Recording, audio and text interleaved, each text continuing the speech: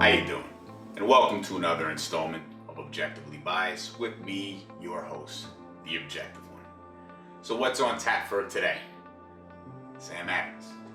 No, they're not sponsoring me, but I'm hoping. Let's see. We got the Golden State Warriors, 73-9, record-setting season, amazing. We've got Kobe Bryant finally retiring. Thank you. Someone heard my prayers. We've got the NBA playoffs coming up. Excitement there too. But first, I want to address something. D'Angelo Russell. Kobe Bryant retires, everything goes great, he has a wonderful game, and then there's a picture floating around of D'Angelo Russell in the Lakers locker room. Who gave this man authority to go into the locker room with an iPhone? Didn't you guys learn from the Nick Young incident? And now he's in there taking pictures? I would have figured the Lakers organization would have confiscated that shit already. Don't let this kid don't put him anywhere near anybody with a phone. He's a danger, he's a detriment. He's a snitch. All right, so now that I got that rant out of the way, let's talk about the real important stuff. Let's talk about Golden State Warriors, 73-9. No, that's wrong. Kobe Bryant. It's always about Kobe Bryant. It has to be about Kobe Bryant. Jason Whitlock told us it was about Kobe Bryant. Check this out. Sports are a team endeavor, particularly as it relates to basketball and football and whatnot. He's not a golfer. He's not a tennis player. He destroyed a franchise. His narcissism and selfishness destroyed a franchise. The Lakers are a laughingstock and just had the most embarrassing season we've pretty much ever seen an NBA team have. And Jack Nicholson and everybody's sitting at courtside celebrating this, standing ovation. And then we're heaping on more fraudulence to the night. Magic Johnson calling him the greatest Laker. No, he's not. And Magic knows it. Magic and Kareem are the greatest Lakers. Kobe and Jerry West probably equals, and I know that irritates people that I would even say something like that. But go look. I got to give the guys at Deadspin credit. They ran some stat, value over replacement players during Kobe's 20-year career. He was never number one. He was never number two. A lot of times he wasn't even in the top five. During his own era, there were far better players all the time. Kobe ran off Shaquille O'Neal. They could have established one of the greatest dynasties in sports history, but his narcissism and selfishness ran Shaq out. And then he gets to this last night. Oh, the thing I'm most proud of are the down years. The years after I ran Shaq out of town and the franchise was a joke. That's what I'm most proud of because we didn't run. Now, I did go into every offseason threatening to leave the franchise. I did bully Phil Jackson and make him uncomfortable, one of the greatest coaches of all time, write a book and talk about what an idiot I was. And we're all out celebrating this. Oh, Kobe's the great. That game last night was hot garbage. Wow. Narcissistic. Are you kidding me? Now, let me say this. I like Jason Whitlock, but he has an incredible bias when it comes to Kobe Bryant. I mean, you just heard it. But what he said isn't wrong. It's not like it's something we didn't know. So why all this harsh criticism when Kobe Bryant's retiring? Why not a joy, not a parade? Hey, can you imagine? Look at the greatness of this man. Look what this man did. Nope. There's not even memes floating around, you know, the Jordan crying face meme. Nothing. They're happy faces floating around. Kobe's gone, done, finished. That's it. The hate. Whew, it is strong. But I understand why. Let's face it. Kobe Bryant's a prick. It's his personality, it's who he is, but it's what people loved, it's what people enjoyed. It's why Lakers fans love this guy so much. It's why the guy's got 5 championship rings. Nice guys finish last. You don't win by being smiling. Look at Dwight Howard. Dwight Howard smiles all the time. Where is he? Nowhere. He's a bum. He left Orlando for LA and got soft, cried because Kobe said, you gotta man up. What kind of shit is that? Now, Kobe Bryant, forget hating on his career. His last game, the guy scored 60 points in his last game. Shocker. We all knew Kobe Bryant was going to be the ball hog and shoot every shot possible. I'm surprised he didn't take 100 shots in that game and go to break Wilt's record. But he's being crucified because of it. Yet you knew he was going to do it. I don't understand the hypocrisy in that. There's haters out there screaming, Kobe Bryant, all he's going to do is shoot shots. He shoots shots, 50 of them to be exact, hits 22 out of 50, that's 44%. 44% shooting percentage. Well, there's 11 teams, 11 NBA teams he actually shot better than in that game than they did for the season. Hating on him. You knew he was going to do this. And then get mad when he doesn't. I'm not a Kobe Bryant fan. But come on, 60 points, his final game? Yeah, it was a meaningless game, but damn. Kobe closed the show the same way he came in and opened it. And I take my hat off to that man. Much respect. His accolades, everything that he's done. 5 NBA championships. Hold on a second, I got more information here on him. 5 NBA championships Kobe's gotten. He's been to 7 NBA finals, 2 finals MVPs, a league MVP, 15 all-NBA star teams. 12 times he's been all defense in the league. Hate on him all you want. Reality is, this guy's one of the top 15, 20 players in NBA history. And what he did the other night, while it was a meaningless game, that was awesome. And I definitely give you much respect for that, Kobe. And I enjoyed every minute of that game, and I enjoyed every shot of that game.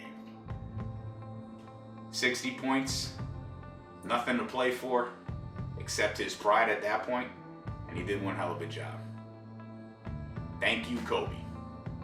Goodbye now. Okay, now that that's done, let's talk about the real history. Let's talk about the Golden State Warriors and the accomplishment, the achievement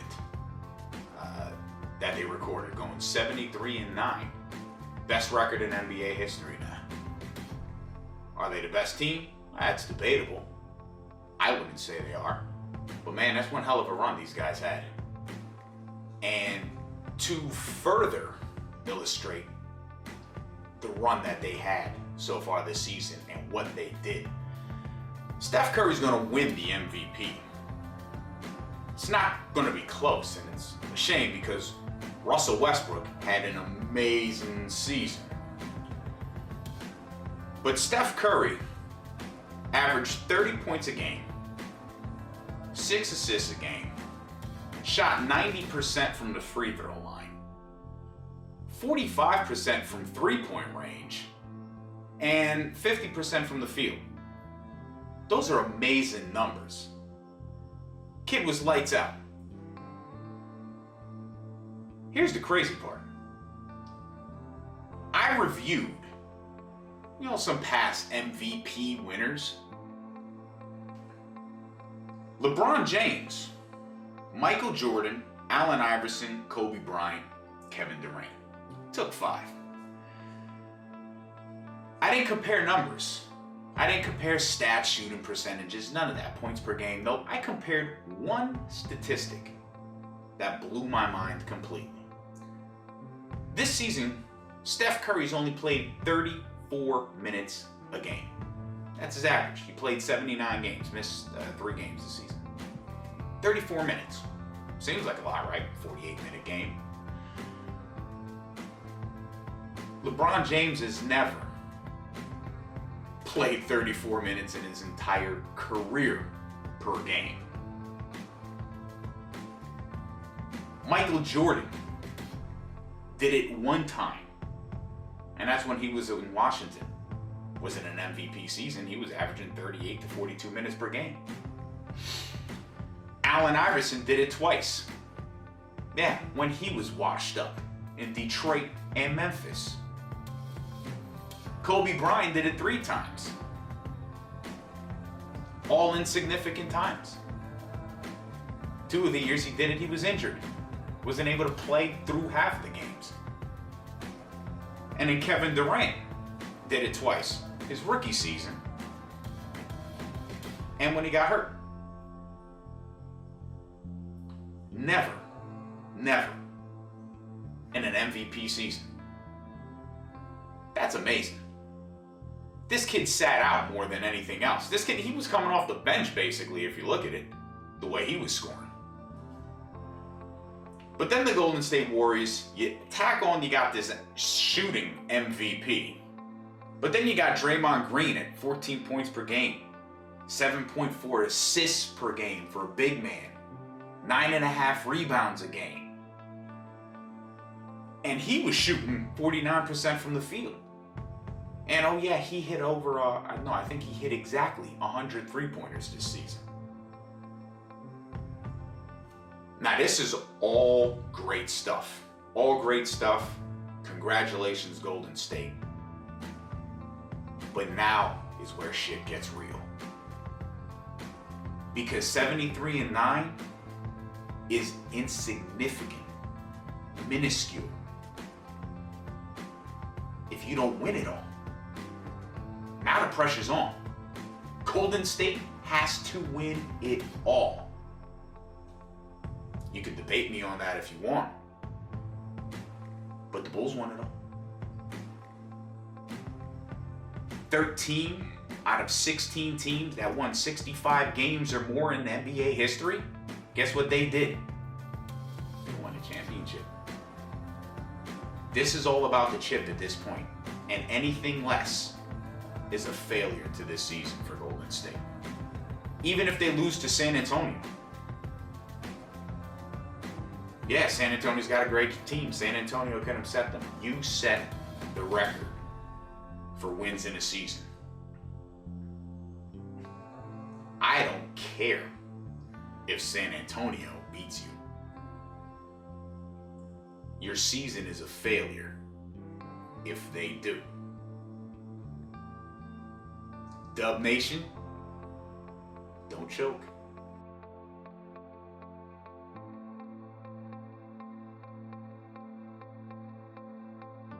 All right, now moving on to my next topic. My next topic, sports related, but it's something that I was challenged on. Now, again, I made reference in my previous installment that I'm a member of a chat group, a sports chat group called the 2-Minute Warning. And there was a question out about, the top 5, ranking the top 5 shooting guards of all time. And I mentioned that Allen Iverson would be one of those guys. So I was told emphatically that no, he wouldn't be in the top 5, and he definitely wouldn't be ahead of Dwayne Wade. Okay, so I did my research. And I tried to be as objective as I possibly could be when I did my research. And what my plan was not looking at necessarily total points or total rebounds or assists, because those numbers could be skewed based on how many years the players played. What I tried to focus on was points per game, rebounds per game, assists per game, and look at those numbers as objective as I possibly could, but also look at those numbers from a standpoint of these guys when they were playing at their peaks, their primes, their championship runs, MVP runs, prime years in the NBA, that whole 5 to 10 year mark where you start to see players peak. And clearly, the number one guy, Michael Jordan, hands down, the guy averaged 30 points per game, 6.2 rebounds per game, 5.3 assists, 2.3 in steals. That's a remarkable career that he's had. What was even more remarkable is that he stepped his game up when it came to playoff time. He jumped up a full 3 points per game, from 30.1 to 33.4 points per game, 6.4 rebounds, 5.7 assists. Now, some of those numbers were, little, 0.3, 0.2 percentages up. But the bottom line is the guy still got better when the team went, to the playoffs. As Michael Jordan got better, guess what? The team got better. His accolades, his awards, his achievements. He reached the playoffs in all 13 years. All 13 years that he played in Chicago. In a 15-year career, the only 2 times he didn't make the playoffs was in Washington. 13 years in Chicago, from his rookie year to when he left. 13 years in Chicago, he won 6 championships. He was a 5-time MVP, 1-time Defensive Player of the Year, 10-time scoring champ, 3 times was the steals leader of the league, 11 All-NBA teams, 9 All-Defensive NBA teams. He's the GOAT. Nobody did it better than Mike. Matter of fact, when I was looking at these statistics, I wanted to be like Mike. So number 2 on the list was a little tough for me. But I put Kobe Bryant as the second best shooting guard. Why? Amazing numbers again. Guy was averaging 25 points per game, 5.2 rebounds, 4.7 assists. And the one knock that I have on Kobe, and I have on his fans, is everybody says how much of a scoring machine he was. Kobe Bryant only scored 30 points or averaged 30 points per game in a 19-year career. 3 seasons.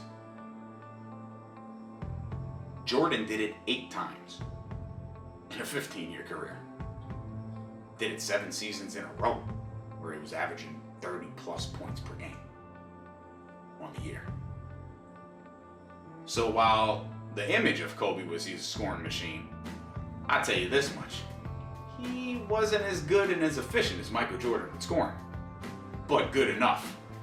His playoff numbers, however, really no need to go over them because they're almost identical to his regular season numbers.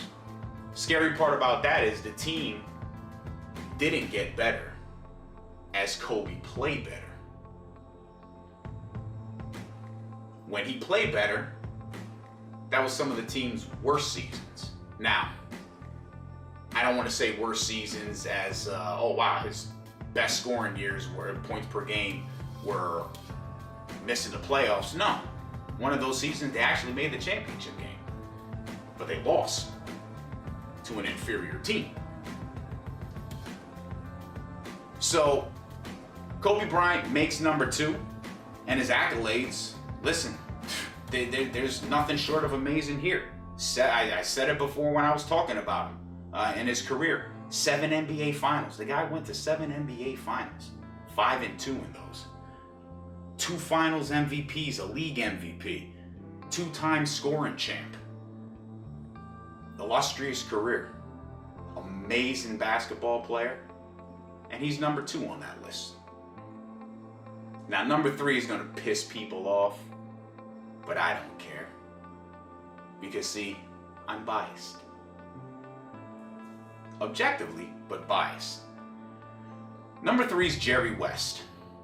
And the reason I say it's going to piss people off, because those of you who don't know Jerry West, who never got to see him play, hell, I didn't even get to see him play, and don't look at numbers, you just live in the moment. How could Jerry West, this old timer, be up there?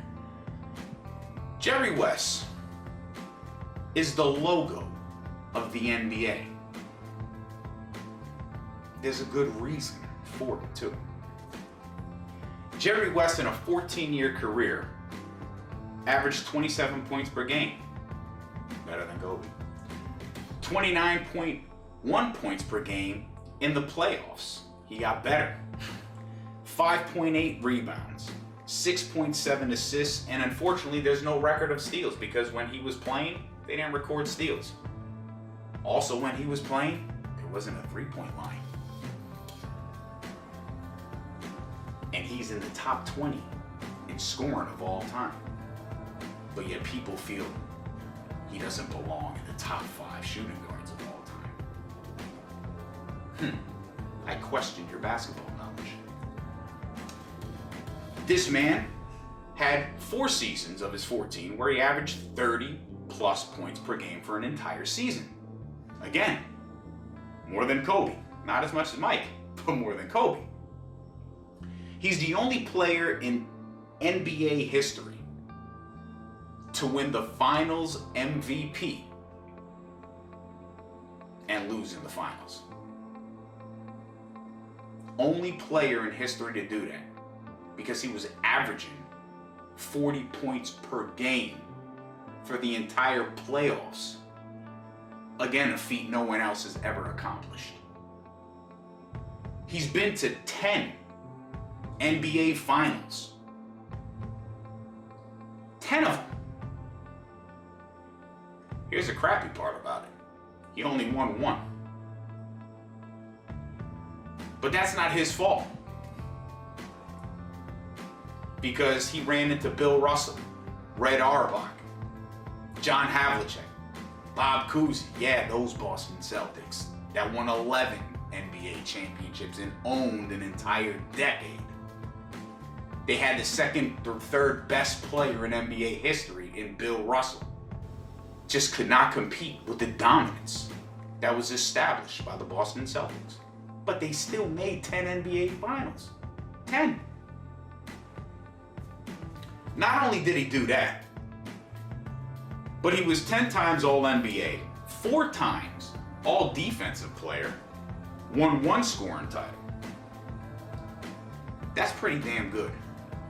Doing it while they weren't recording steals, in a time where there wasn't a three-point shot, and he's in the top 25 of scoring all time. Don't tell me Jerry West doesn't belong up there. He's the man, and he's my number 3. Now my number 4. My number 4 is my boy, Allen Iverson. And I know, oh my God, you put him ahead of Dwayne Wade or Clyde Drexler. How could you possibly do that? Shut up. Allen Iverson was not only a cultural icon through expressing himself through fashion and forcing the NBA to enforce a policy on dress code. He's not only famous for his practice rant. No. Allen Iverson, 14 years playing in the NBA, averaged 26.7 points a game.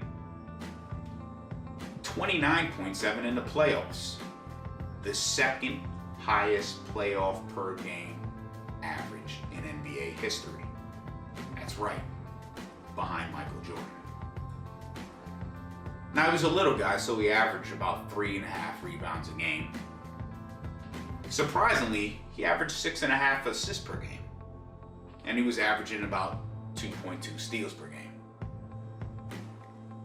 But again, his team got better as he got better when it came to playoff time. His rebounds increased, his steals increased. Assists stayed the same.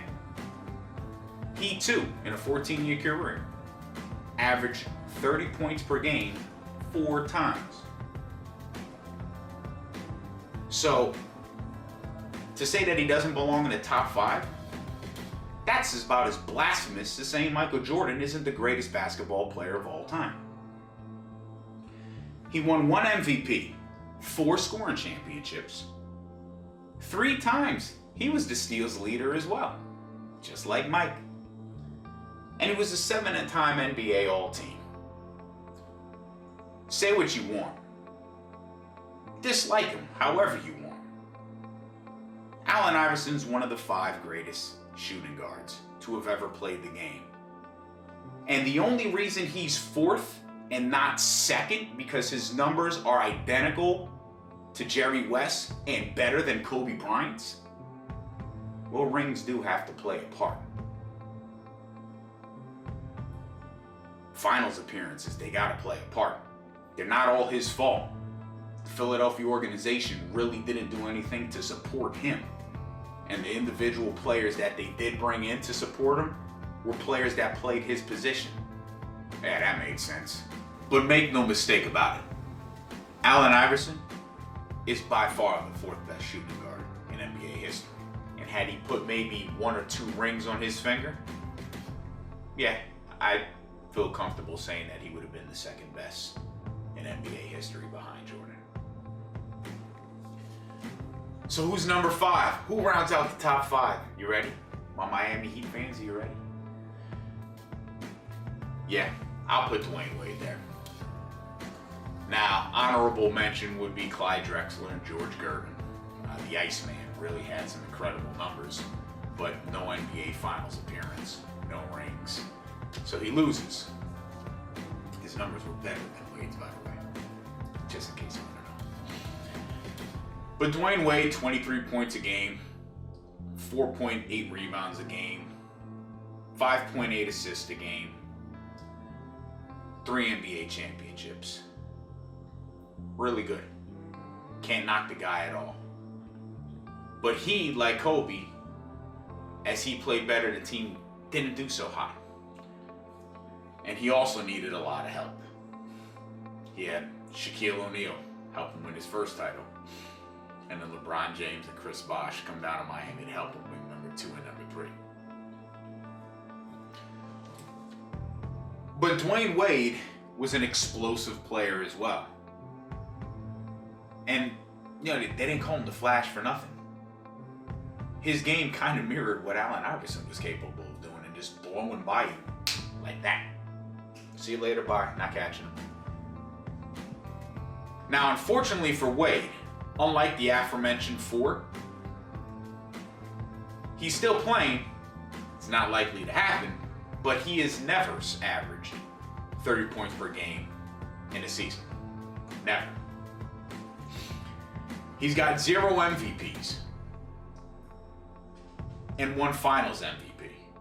But he's been 10 times All-NBA, 4 times All-Defense, and a 3-time scoring champ. That's impressive, especially if you never, at any point in your career, averaged 30 points per game for a season, and you won the scoring title 3 times. Man, you handled your business. Again, 1 titles with Shaq and LeBron. So yeah, he's got rings, but was his seasons, his career, as impressive as Allen Iverson's? No.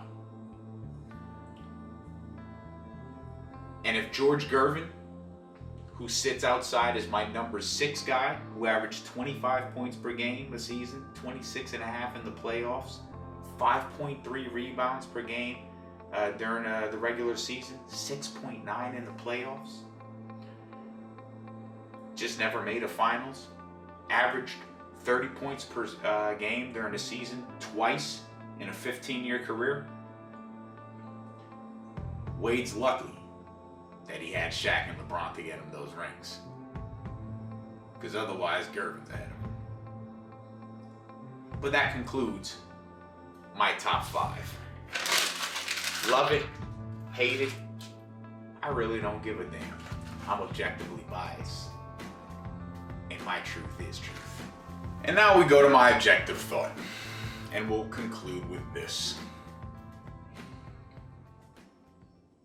I'm all about sports and athletes getting involved in politics and taking political stances. I'm for it. Jim Brown, Bill Russell, just to name a few. But Manny Pacquiao recently made news. And no, it wasn't because of his boring-ass fight that we saw last week. But it was because of his political statements. made in regards to gay and lesbians, saying that they are, I'm paraphrasing here, but saying that they were less than animals. And I find that hard to believe, that he would actually say something like that. I mean, this guy is widely known as a nice guy. Embraced, he was supposed to be the Floyd Mayweather killer. He was the anti-Mayweather. If Mayweather was a devil, then, well, we know what Pacquiao was. So for him to say something like that, it's outlandish, right? He's a nice guy. I know murderers who were nice guys. There's rapists who were nice guys. Smile in your face. Kidnappers, they're pretty nice too, right? They're able to get kids. So just because the man was a nice guy doesn't necessarily mean he's a nice guy and has good intentions. And while people may say, well, Steve, how can you be so harsh on Manny Pacquiao? He made a mistake. He said something that he didn't mean. The Philippines is a very religious country. And they are very religious people, deep in their Christian roots. If I say something outlandish, like, hey, Kobe Bryant's a prick, and it shouldn't have been said, I'm throwing shade on him. That's my fault. Shouldn't have said it. But if my religion, what I grew up with, what I am believing in, has told me that this is the way it is, and I accidentally slip up and make reference to that, that's not really a mistake. I really believe that, and the mistake was I shouldn't have said it in front of a camera. And that's a dangerous person to be put in a political situation, a position of power, which is what Manny Pacquiao's going for. Now, I've always liked Manny Pacquiao, but that statement completely turned me off of him. And it should turn you off too. Because of people like that, we will never advance socially. And the hypocrite that Manny Pacquiao makes himself sound to be it's legit. This is a man who came up fighting like an animal in the streets. Made his money and his fame fighting like a savage. Doesn't make you any less of a human being. You just did what you needed to do to survive. So, for Manny Pacquiao to make the statement that he did in regards to other human beings, boy, you got a pair of balls on you. And it just goes back to he, without sin, cast the first stone. Man, Manny, you threw that stone, and you are far from being an individual without sin. We all are. And I'm not religious, but even I recognize that. Human beings are human beings. None of us, no matter what we do, are less than animals. And there should be a level of respect given to people. Which is why I will never order a Manny Pacquiao fight. I will never mention his name again after this. Because he's a disgrace. And he represents the disgracefulness in our society. With that being said, thank you for watching Objectively Biased. Subscribe, Stephen Fogmeg at the YouTube channel, or follow me on Instagram at @s_Fogmeg. Thank you and have a good day.